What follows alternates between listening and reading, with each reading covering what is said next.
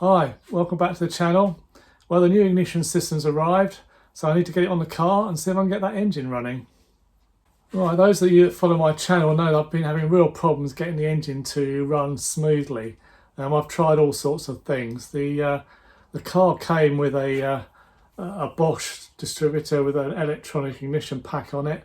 Don't think this is a standard, but it's not a standard for the car. It should have had a Lucas 23D, an A41189A curve in it. Anyway, this I don't think is working, so I decided that I'd better get a new ignition system, having faffed around with all sorts of other things trying to get it to go properly. I even tried a 25D distributor, which you would have seen in the last video, and although that it probably did work, I couldn't get the engine to run on that properly either. So hence the new ignition system. Now, I could have got the old distributor checked and see if there's any faults with it. I could have got the advance curve measured on it, because I know the advance curve's wrong, the total amount of advance isn't right. But really the cost of that, it really wasn't worth it. I might as well put that money towards buying this new system. Well, I'd just also like to take this opportunity to thank all those that left me comments and messaged me directly. Some of you sent me some really useful stuff. Mark Kelly particularly sent me some information on his engine setup, which has been really good, and I'll put that to good use. Thanks a lot, guys. It really does help. So if anybody has got any comments after this video, please don't forget to send them to me, and look forward to seeing them. So I did try and find a genuine replacement distributor. I went to Bewley and had a look through Bewley. There was nothing. They didn't have any. I didn't find one 23D there at all. You can get them built, and there's various people that will make them for you. But at the end of the day, I really wasn't sure what curve I'd need in that distributor.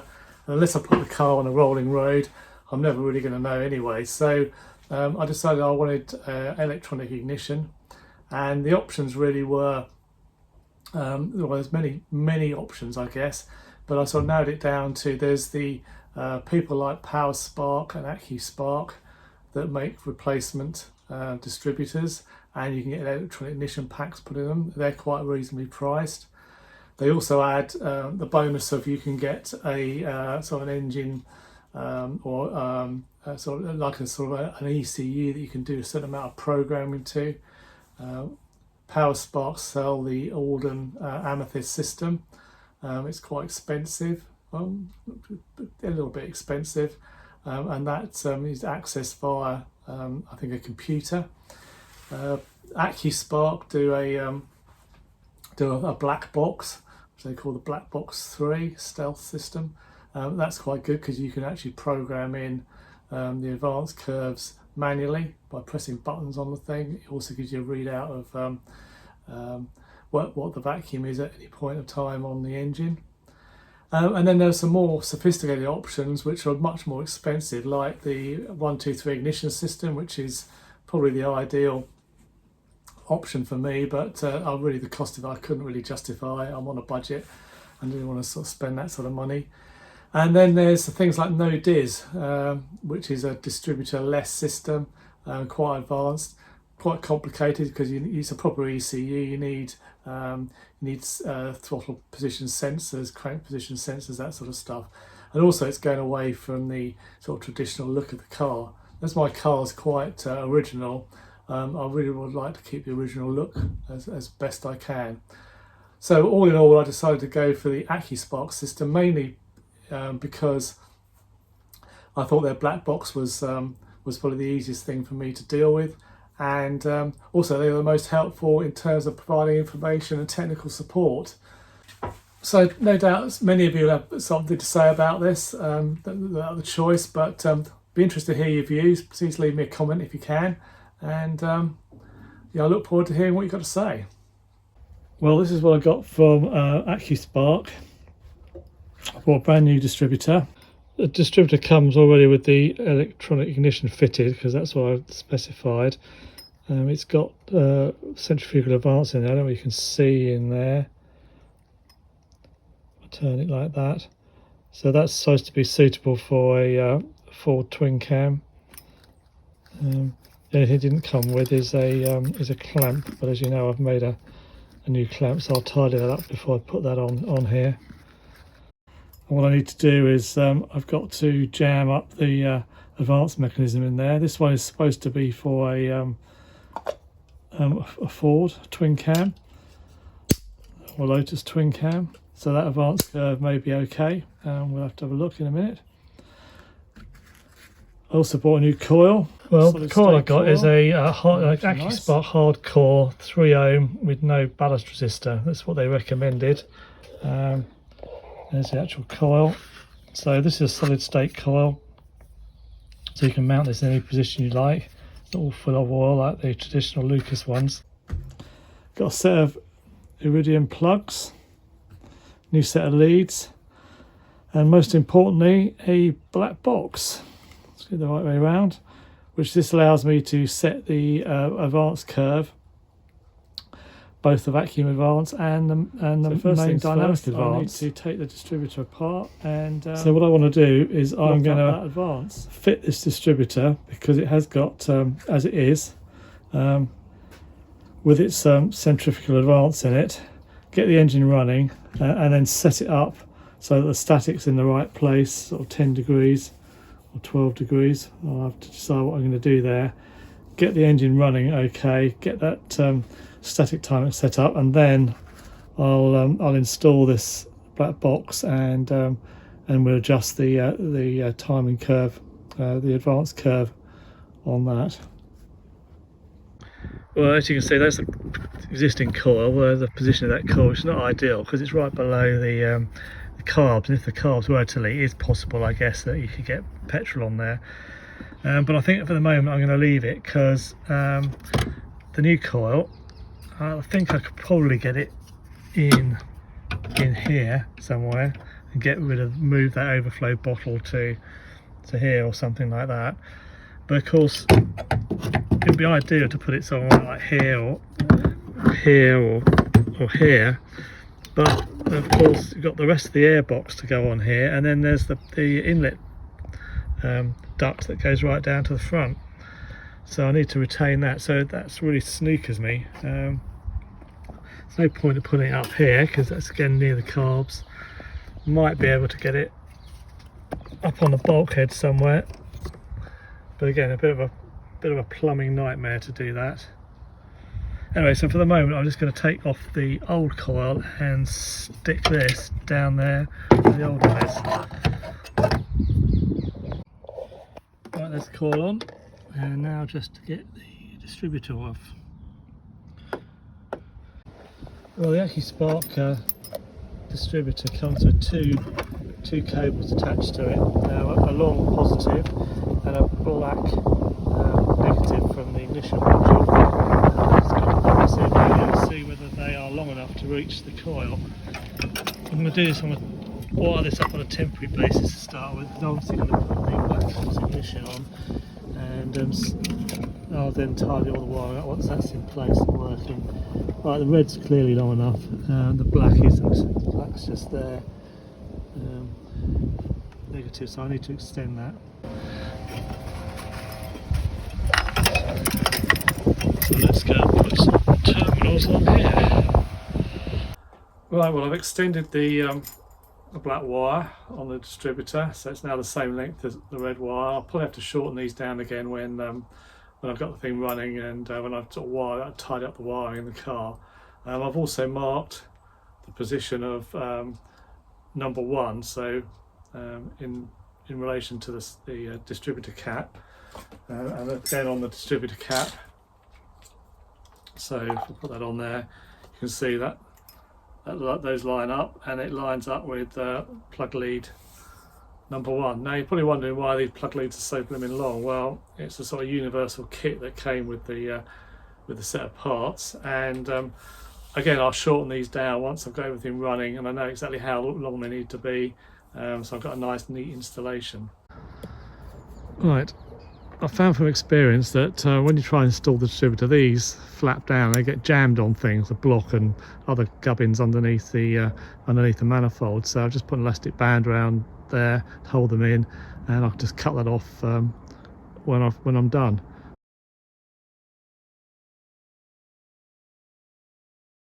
missing out.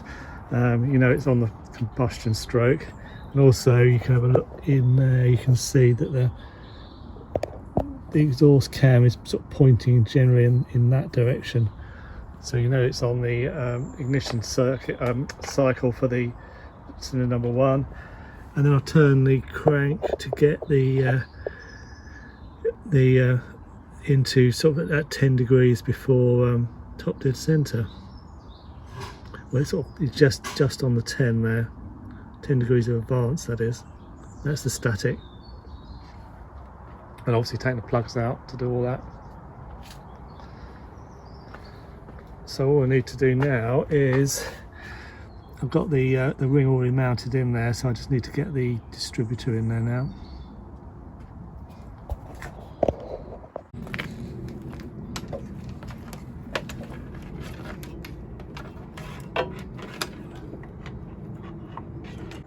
Right, that seems to be in.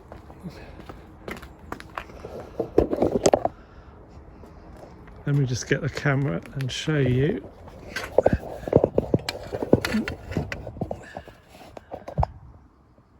So you can sort of see that it's lined up with the mark. It's not very good from this angle, but it's a bit hard to show. But you have to take my word for it. It's sort of there or thereabouts. And it's also sitting down properly inside the clamp there as well. Right, I'm just going to tighten the clamp up a bit so that I won't do it up too tight, just enough to grip it.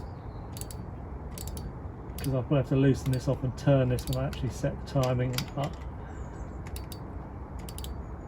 Right, I've tightened up the clamps. I just need to get the this elastic band off now. Cut that off. I'll put the wires on the coil. These are the positive side, so the positive from the distributor, negative from the distributor, and then the positive from the actual car ignition. Spark plugs are in, tightened up, so just need to get the HT leads on now.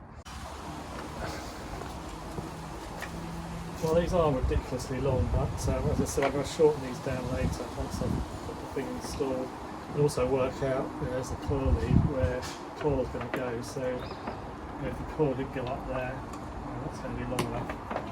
Anyway, let's get this on. So first thing, there's the coil one.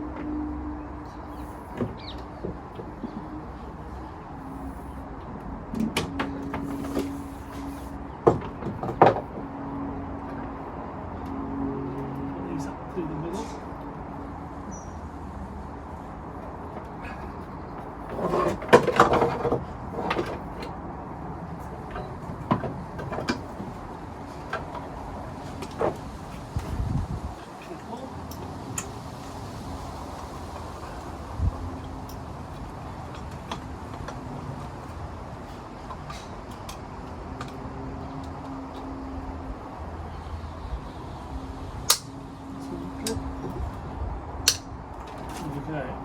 So, here we go.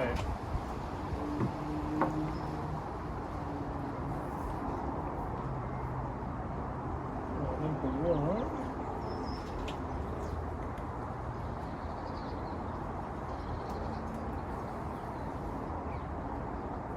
Two.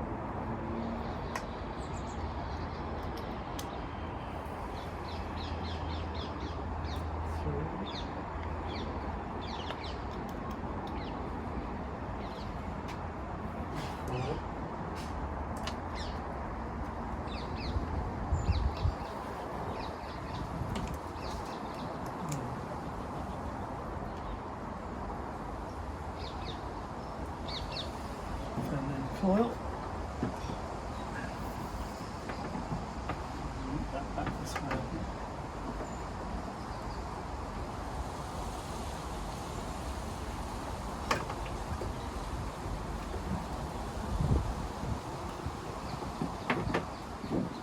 Okay. Right, anything else I need to do before I give it a go? Let's connect to that. it chokes up. I won't need to use those. Yeah, we're ready to go, I think. Remove all itinerant tools.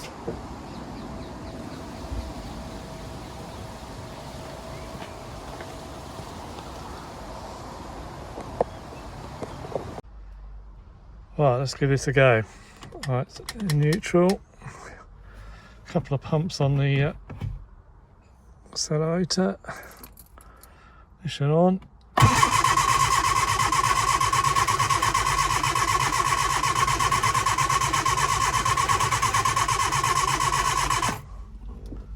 Put some choke on, so we can get some petrol up.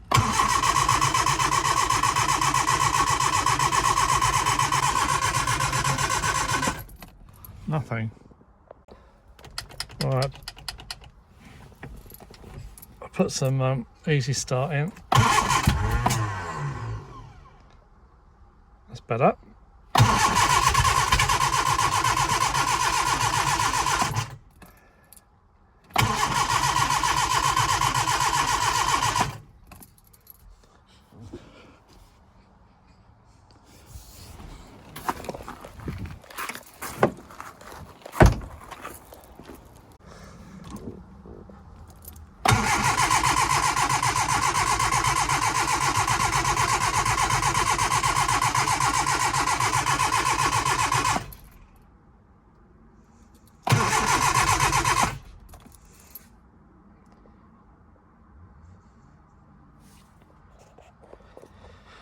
Well, it's not having it, so I don't know. Let's put some more easy start in and try from the outside.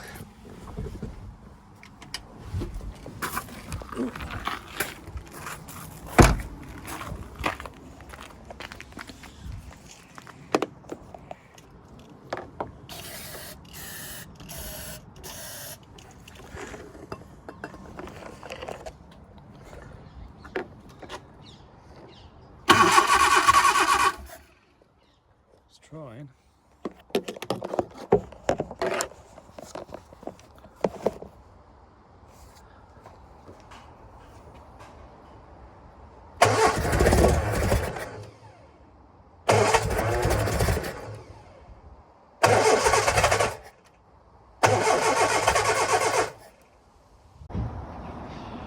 Well, it's trying. I think I'm going to try. I'm going to back the distributor off a bit, take a bit of the avance off, and see whether that makes any difference. Because it's always a bit hit and miss when you set these distributors up. So if I'm sucking this off and turn the distributor a little bit.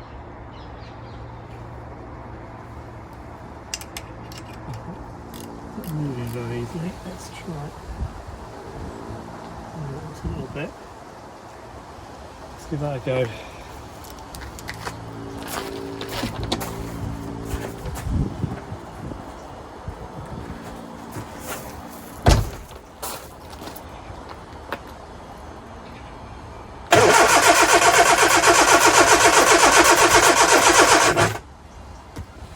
Some of this.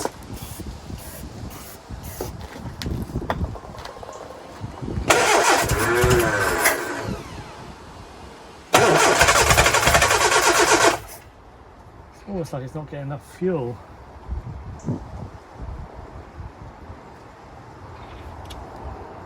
Let's try it back, turn it back a bit.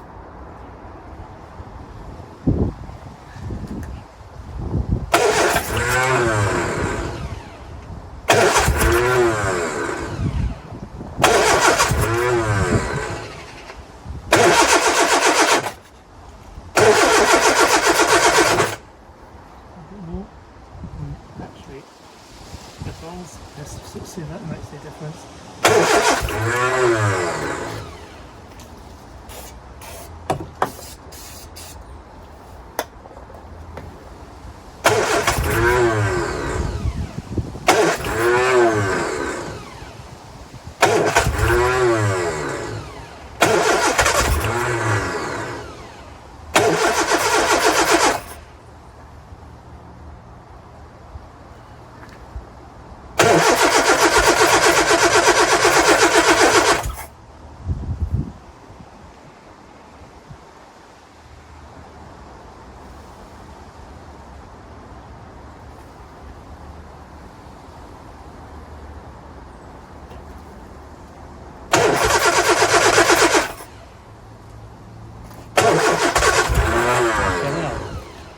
belt then.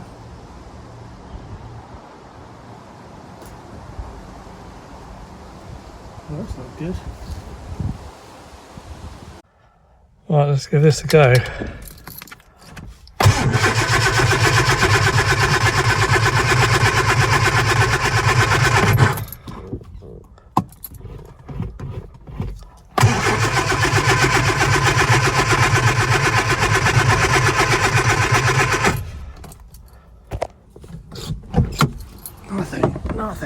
Nothing.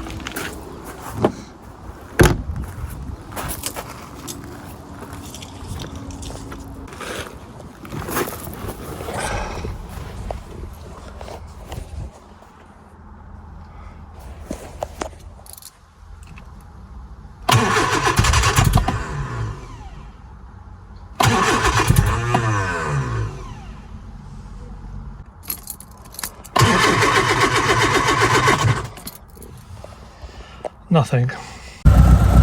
Right, after days of messing around, and I mean days, it's finally running. Look at that. I've been trying all sorts of things. It's only this afternoon it's actually got the thing to run. Even used to bring up a temporary fuel supply, because I thought I was having problems with the fuel supply. But it wasn't that. What it was the distributor really wasn't quite in the right place. So it's running now, and I've set it up so that the timing's on 2 degrees. It's a bit unstable, but I haven't changed the car, so that's the next thing to do. Anyway, success at last.